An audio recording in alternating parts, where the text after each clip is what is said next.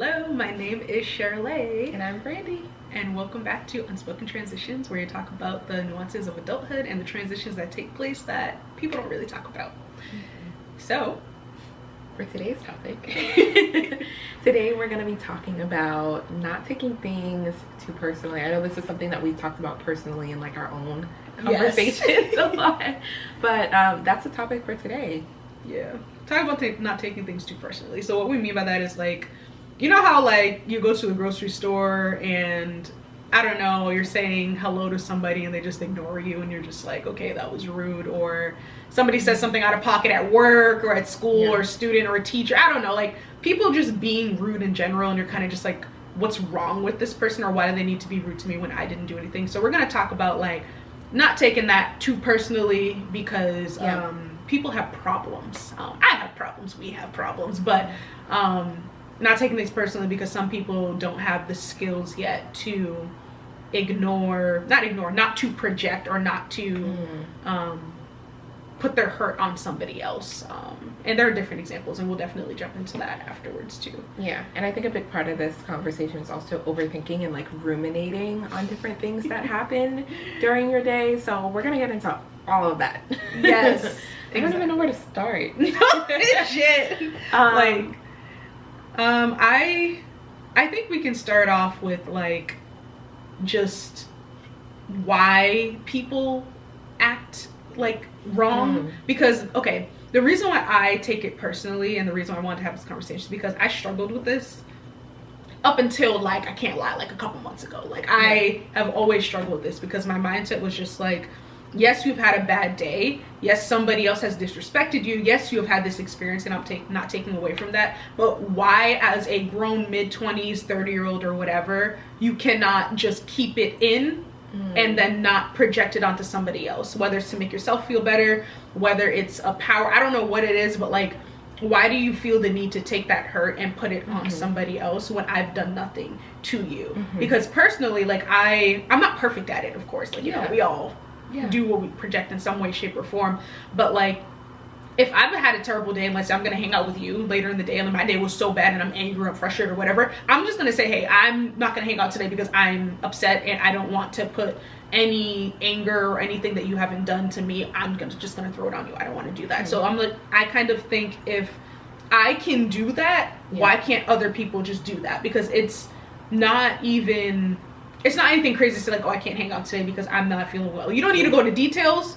You don't need to explain your life story. You don't need to explain yourself, but simply taking yourself out of the situation so you don't hurt other people is something that like I do. So I just get frustrated and angry when people just can't do the same thing, and they just make it their business to sometimes go out on purpose just to hurt people because they're frustrated. So yeah, I think I've learned that too recently, that a lot of what people do has nothing to do with me.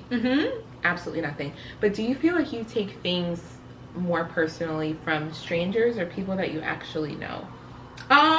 Both. Strangers gets me more frustrated. Really? Because I'm just like like, I don't even know you. Why are you even like being rude to me? Like, you don't even know me, so like, what's wrong with you? Like I don't even entertain it because it's kind of just like, I'm gonna go on with my day. I'm not about to stand and like Stop and Shop and argue with you, but like I have things to do. I'm like, whatever. But that gets me even more mad because like, you don't know me and you're still making it your business to like disrupt my peace and my day and everything. Easier to ignore, but it's still I'll be in my car and I'll be like thinking about it. So I'm the other way around. I feel like I take things more personally when people who know me and know what I'm like just like do something that upsets me. I feel like, because with strangers I feel like I'm able to set those kind of like boundaries and be like, I really don't know you, this is absolutely nothing to do with me. But with someone I know, it's like, you know me and you actually know like potentially like my triggers or like some of the things that I go through personally, and you decided to do that with that information. So I feel like I'm like, ooh, no. This feels really personal now. Yeah, that's a good point. I think maybe it doesn't bother me as much because I call it out. Like there's people who are afraid of confrontation. I'm not afraid of confrontation. If something bothers me, I will address it. Maybe not right then and there, but once I understand why I'm offended, I will address it. I'm not afraid to. So maybe because I just am straight and like direct and I address it, it doesn't bother me as much. It still bothers me because I've had maybe people that like say something that throw me off, and then I have to go through my whole like my whole analyzing. I'm like, was I upset? Is this a me thing? Did they actually say something offensive? Like, you know what I'm saying? Just go through all the things and everything, and then once I decide, I'm like, no, this was messed up, I didn't like it, let's have a conversation, then I'm good to go. I think it may get to the point of like more frustration if I told you I don't like this and you keep doing it, or you try to find a way around to like maneuver it. That is when you're gonna get me really upset. I think I've just been not too quick, but I'm now comfortable with just cutting people off that consistently disrespect me too. I don't know if that's a good or bad thing, but I will just simply just like cut you off. I never speak to you again, and then just move on with my life. So I don't know if that's a bad thing. You know, it sounds like something we talked through a little bit more. But I'm glad you mentioned that, because it's like very much so, what's the word? It's like a benefit almost to taking things personally. Like you mentioned, it's like you can set boundaries with people that you actually know. Yes. Right? Like they'll know when they messed up or when they did something that actually hurt you, and hopefully with that information, use it and not do it again. Yes. But if you just take things personally and don't vocalize them, then it's not going to get you anywhere. So I could see that being like one of the only benefits to taking things personally. But there are a lot of negatives to taking things personally too. That is true. Yeah. Taking it personally in order to make a better relationship, like you said, building the boundaries and everything, but not necessarily like taking it for the good rather than taking it for the bad. Yeah. So that makes sense. Yeah. Oh my gosh. It's really an art to like not take things personally, and it's very hard. It's a skill, and I think over time you build it. But I still have my days, and then I sit down and I'm like, well, why am I taking this personally? Like, what about this situation or what they said? And sometimes it's like I mentioned, like a trigger statement of like maybe like a negative self-talk that I've had growing up, or that people that I cared about have like instilled and ingrained in my brain, and someone says something and it's like, oh, I feel very attacked by that statement, right? But they're not necessarily trying to like attack you, they're just like talking. So or sometimes they know and they still choose to like what? Yeah. What? That is craziness. Yeah, that's ridiculous. And another thing I hate about that is if you don't address it right then and there. Like, let's say you're still thinking about it, you're trying to understand, and you don't address it, and they keep doing it because like, oh yeah, like maybe she just didn't notice, so I can like, you know, throw jabs, or I can say whatever and they're not gonna know. And you're still just reflecting because like you're trying to understand how you're feeling and stuff like that, and they keep building, or sometimes even getting more bold with it.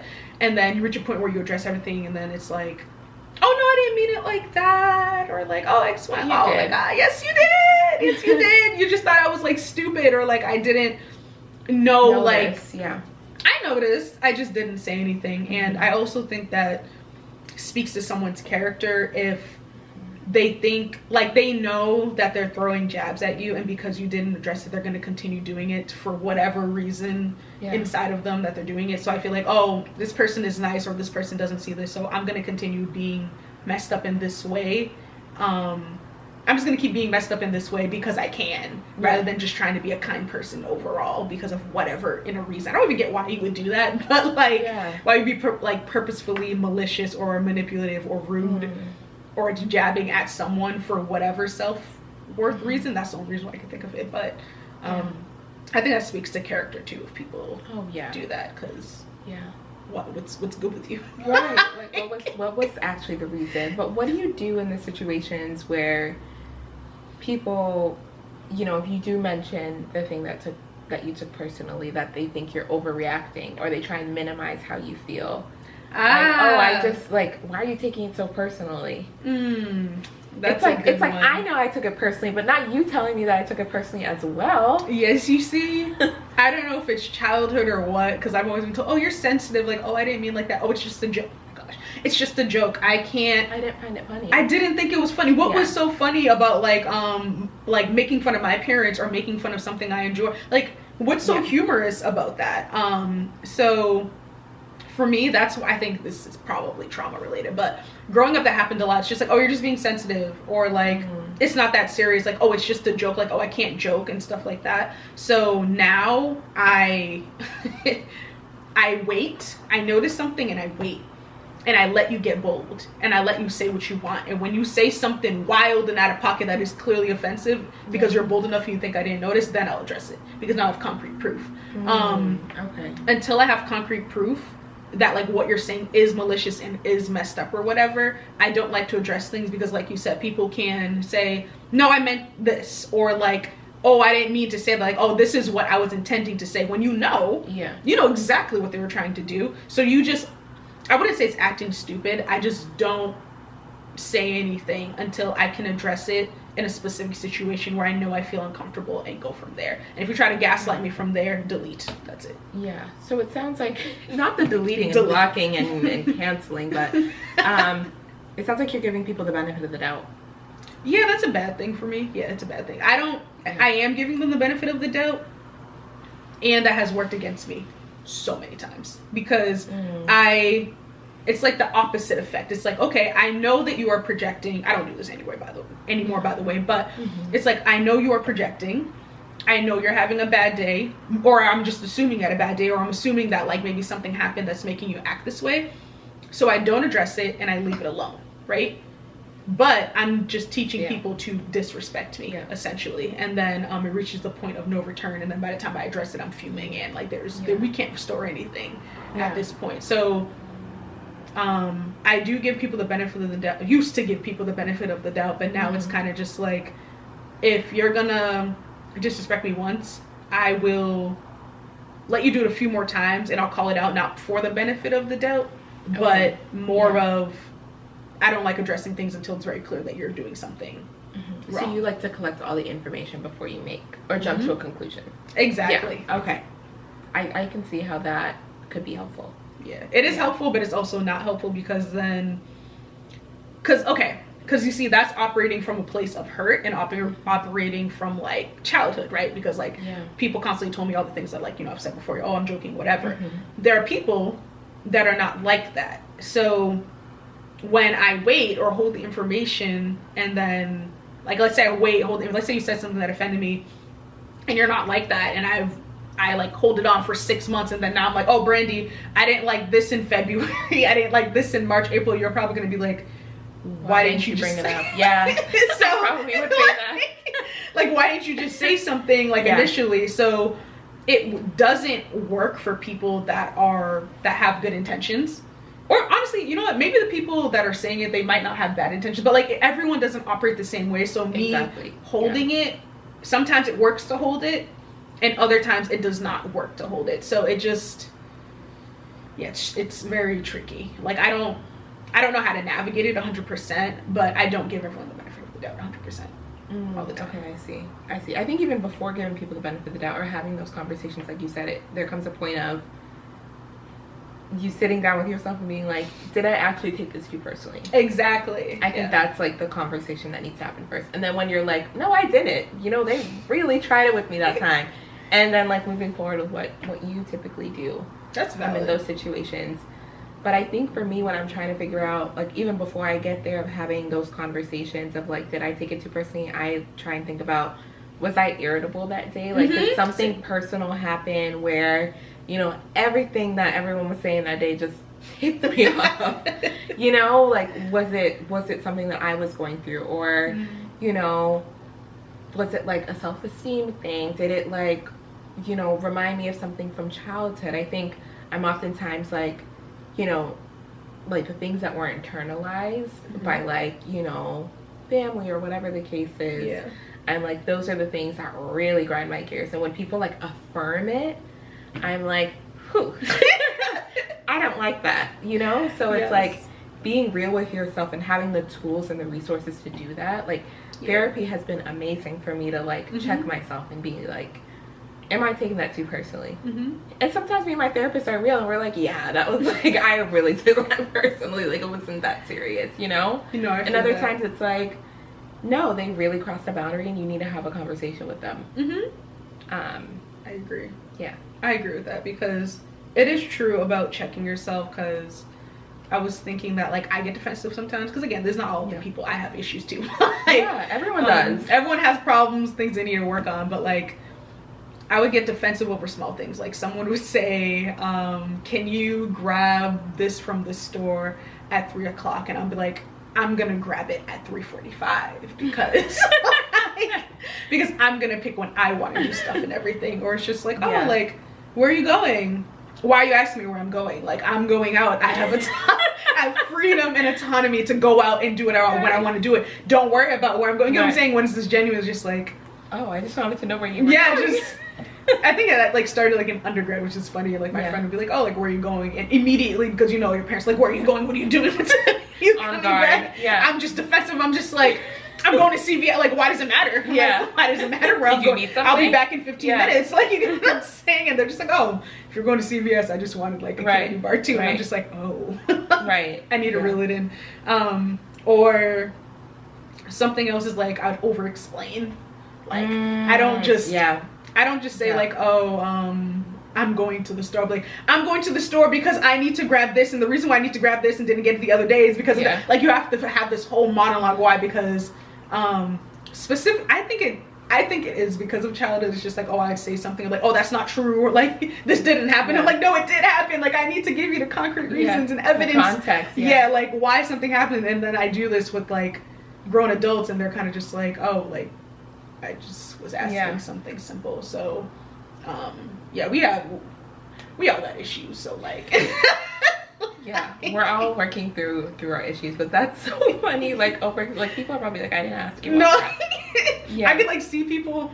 I've learned to like navigate it like better into adulthood and everything, but like I remember people just like checking out because my explanation as to why I'm going to this room rather than that room is just like 5 minutes long for no reason. It's like like oh, like, are you taking, I don't know, you're taking English this semester? Yeah, I'm taking English this semester because I'm an English major, and like, you know, I have a minor in this, and the reason why I'm taking this class rather than that class is because like, oh, like, I don't know, this one wasn't available. And it's just like, they're just asking you like simple questions. Simple questions. So like this stuff from childhood really does carry. There's a random, like, not random, but like this off topic, but that's why when adults want to be like, oh, they're just kids, they're not gonna remember, or like, oh, it doesn't matter, I'm just like, they're people, and they're gonna remember these things, and it's gonna affect how they like, oh, like when you tell someone when they were like 5, like, oh, you're not gonna be anything, like, they're gonna remember that growing up, like, that just came to mind, that children are people, and people don't see children as people until they're adults, which is problematic. But no, that's very real. Like, a lot of what you say, the kids sticks with them, and that kind of shapes how they view the world and view people and view relationships and all that. Because they're trying to figure it out. We're trying to figure it out. Everybody's trying to figure it out. And how I've worked on this, like, these issues and stuff like that. Personally, I have, I have a friend, and they said, because I was just like fuming like a couple months ago, and I was just like, why are people like this and stuff like that? Like, why are they so like disrespectful? And she was like, oh yeah, like, I don't have this issue anymore because I treat everyone like they're 5 years old. Like, I treat everyone like the mindset, like they're all 5. If you see everybody as a 5-year-old, not like in a condescending sense, but like if you see a 5-year-old throwing a temper tantrum, you're not going to get angry at the 5-year-old. Or if like they're yelling at you or they call you stupid, you're not gonna get angry at the 5-year-old because they're 5. So if you look at people in the same way, like, all right, this person is being rude and everything, and you kind of put in the scope, like, okay, they're just not emotionally there yet. They're trying to make it my issue, but I'm not going to hold on to this and get angry and like whatever. I'm not going to hold on to this because they're not emotionally mature yet, or they haven't worked on something. So let me just speak to them like, okay, like, oh, it seems like, you know, you're upset right now, let me just talk to you later, or something like that. And they might still fight that too, but ultimately taking it away from internalizing all of the meanness and the rude things that they're saying, and just like keeping it where they are. Honestly, even pray for them. I've had to pray for some people. I'm just like, I pray that you work through whatever pillar you're going through, and reach a point of maturity and wisdom, even where you don't feel like you need to act like this. because I think too, it's also like a grace thing too, in terms of like, I probably annoy and trigger some other people that are more mature and more wise than me. So the same grace that I want them to give me, I will also give to other people, because I'm not all knowing. Yeah. I don't know everything. Like, I'm not the wisest person. I probably trigger some people or say things that bother people. So it's better for me not to, like, you know, talk down to them or roast them or yell at them. 100%.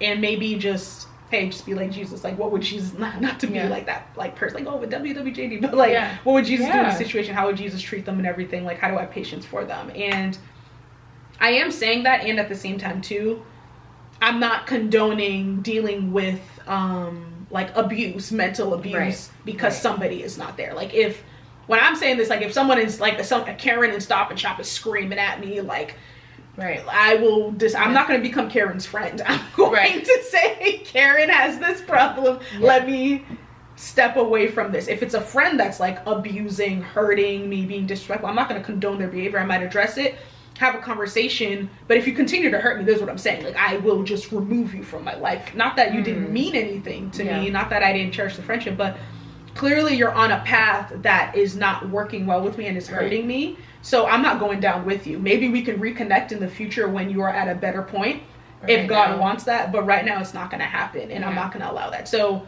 yes, treat people like they're 5 years old, but I'm not saying like condone abuse and people treating you wrong because they're not there yet and you are. So yeah, like, to an extent, treating people like kids or viewing them that way. Yeah, exactly. That's such an interesting way to look at it. Literally, that is the statement that, like, honestly was life-changing, because I was like, oh, okay, I don't have to, like, I can just, you're just not there, and that's okay. I'm not there 100%. I learn and grow every day, so let's just leave you where you are. Just giving people grace to an extent. You were saying that you have held on to people based on, like, your past friendship and like the relationship that you had. So I was just like, yo, tell me more about that. Yeah, I think I've just given people the benefit of the doubt when I, like, shouldn't have. I'm just like, okay, you know, that point in time, that, like, year or two of the friendship was, like, amazing. Like, yes, we had these tough times, but, like, everyone has tough times. It's okay. Like, I should have, maybe I'm just taking it way too personally. Maybe, you know, it's not the case. And then, you know, I end up being reminded of, okay, wait, no. My feelings were valid from the jump. I didn't take that too personally, and I should have just stuck with that from the beginning. I think I just try and look at people from, like, their entirety, not just, like, one section of time. But I think more recent time is, like, what you should try and base things off of. Yeah. But, like, also having a context of what people are going through. Maybe someone's going through a really tough time personally or something like that. And that might warrant what they're going through. Or maybe they just changed. And, like, I should just keep that for what it is. So that is real. I haven't learned my lesson. It is so hard, though. Like, let's say you know somebody who's, like, having, I don't know, like, really bad family problems. And that is affecting how close they are to you. And that is affecting, like, how they can be there for you and everything. I think it's a difference between somebody just like, all right, we can't hang out as much or we can't talk so much because I have something personally going on, versus like, I have things going on and I'm going to be a bad friend to you as an excuse because of the things happening in my life, which is, like, really tough. Because I can't lie, like, this past fall, I was being a bad friend. Like, I think I was just being a bad friend because I don't even remember if I shared this in another episode, or who knows, but I was flaking all the time. Like, I used to be the person on time. Like, if I'm supposed to be there at 5 o'clock, I'm there at 4:45. Like, I'm ready. Like, you know what I'm saying? But after last year was just traumatic. Just bad overall. Like, I think I was just at I was at a very bad place mentally, so I just couldn't be as dedicated, as on time, like, as consistent, because mentally myself, I wasn't put together. So I would make plans and then I just cancel, or, like, I would say I'm gonna do something and just wouldn't, or I would dedicate to something or promise I'm gonna do something and just be like, I can't do it. And I would always just say, like, it was just because, like, I just have a lot going on mentally. But it's kind of like, and my friend, like, had a real conversation with me. It's kind of just like, she didn't say this, but from the conversation, like, it was a reality check for me. It's just like, all right, you have things going on, and we're not excusing those. And you need to also put into consideration and communicate, you're going through X, Y, and Z, so you cannot plan X, Y, and Z. Like, you are going through something mentally, so you don't have the bandwidth to go out and do these things 4 days a week, 3 days a week, or whatever. Like, I should have calculated that on my own. Ooh, yeah, that's real. And communicated that to my friends, so it's not just like, oh yeah, we're hanging out like 3 days a week, and now it's 1, and now you think you're doing something wrong. It's like, no, like, I can communicate, there's something happening with me, I can't, like, I need to get myself together before I do it. And like, exactly. And I think, and the funny thing is too, I communicated on it. I'm still working on being on time, because like, I still struggle with that. I don't know what's going on my time anyways. But and the thing is, like, I used to be that person, we talked about this before, like, I can go out 3 days a week, and I thought I could bounce back, and I've been trying to bounce back for like the past couple of years. I was like, yo, I just need to rest a little bit more and I'll get back. No, like, I've changed as a person. I cannot go out 3 or 4, 5 days a week. I need to rest. I need to stay home after work and everything. So I'm tired. Literally, I'm tired. Like, and that transition, I had to figure it out and find a way to communicate and work on myself, and then like address that and be like, you know what, it's my fault. Like, I apologize for flaking. I apologize for doing these things. I'm gonna try to be better for the future. So there's a difference between and like, I was like flaking, I wasn't like roasting people or anything, you know what I'm saying? But like, that's something I appreciate my friend for bringing up and having a conversation with me, because I was just like, oh, I need to figure this out, rather than her just blocking me. Like, like, she's just not she's just not there for me as much as I need her to be. So there's that balance. And I guess it's a situation where taking things personally actually turned out for the benefit of your friendship. It did. See, literally that worked out for the benefit, because I didn't, like, I knew I was canceling, but because, you know, I'm kind of in the woe is me, like, victim, like, I'm just like, I wasn't thinking of how it's affecting other people. And then I'm glad she brought it up, because I was like, oh, I'm being bad. Like, I'm being a I could have easily just been like, no, well, like, I'm going through something. Like, you don't know what I'm, like,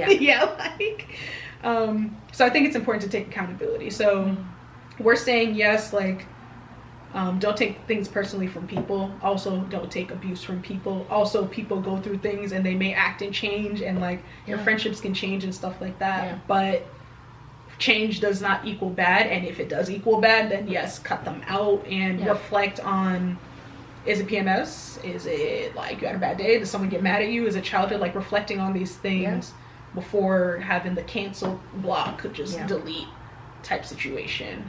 I completely agree. It's hard. It's not easy. It is hard. It is hard. But like I said, with the right tools, I feel like it's doable.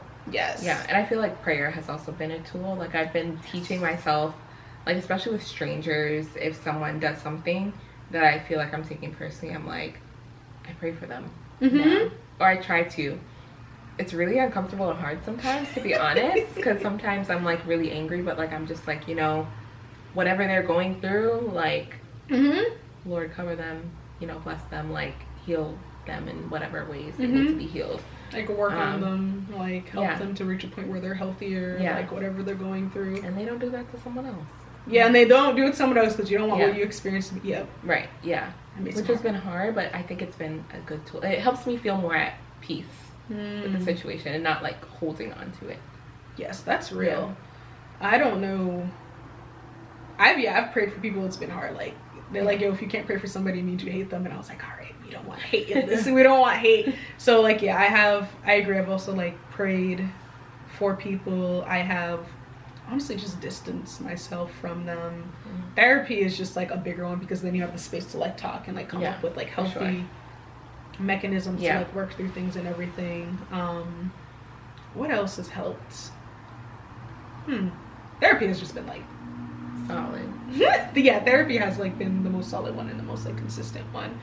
But overall, don't be abused, don't take abuse, and still like navigate the stuff, because friendship can be amazing if it is healthy. So don't have the mindset of like, this person did me dirty, so everybody's gonna do me dirty, and everyone in the world is bad, and people are bad, everything is bad, so I'm just gonna isolate. Like, I think I came to the conclusion like last year, like, oh, like, yes, being alone is fine, but we need people. Like, we need people. The Bible says it. We need people. We need fellowship. Like, we need to build that, and if it's healthy, we'll be in a good spot. So don't use your experiences to say that everyone is bad, and also don't take things personally because people have gone through stuff. Exactly. So yeah. I think this was great. So thank you for listening, and if you have any questions, comments, concerns, feedback, recommendations, let us know. Yes. Send an email to unspokentransitions@gmail.com. So thank you. Bye, y'all.